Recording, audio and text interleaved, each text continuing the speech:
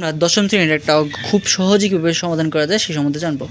এখানে যেহেতু অবজেক্টিভ আকারে আসছে সেহেতু আমরা এটাকে ডিরেক্ট তাড়াতাড়ি করার চেষ্টা করি, যে ফার্স্ট শর্ট মেথে আর কি। এই প্রশ্নটা আমরা এইভাবে লিখে নিলাম, লিখতে পারি না লিখলাম A B plus b square আমরা লিখে নিলাম। এখন যেহেতু আমার এটা প্লাসের মান দেওয়া আছে সেহেতু আমরা কী করব, একটা প্লাসের সূত্র বসাবো এখানে। তাহলে এ square minus A B plus b square, এখানে যদি আমরা সূত্রটা ফালাই তাহলে কেমন হবে, যে স্কোয়ার প্লাস, যেহেতু প্লাসের মান তাই প্লাসের সূত্র বসাবো, a square plus 2ab plus b square. এখন আমাদের দরকার হচ্ছে মাইনাসের এবি, আমরা কি 2টা এবি বেশি লিখে ফেলছি। এখন যদি এইখানে 3টা এবি মাইনাসের দিয়ে দিই তাহলে কী হইলো, যে 3টা এবি থেকে 2টা এবি গেলে কী থাকে, যে মাইনাসের একটা এবি থাকে, মিলল তো। হ্যাঁ, এখন কথা হচ্ছে যে এইটুকু হচ্ছে কিন্তু আমার একটা সূত্র পড়ে, এটুকু একটা সূত্র, a plus b whole square সূত্র এটুকু।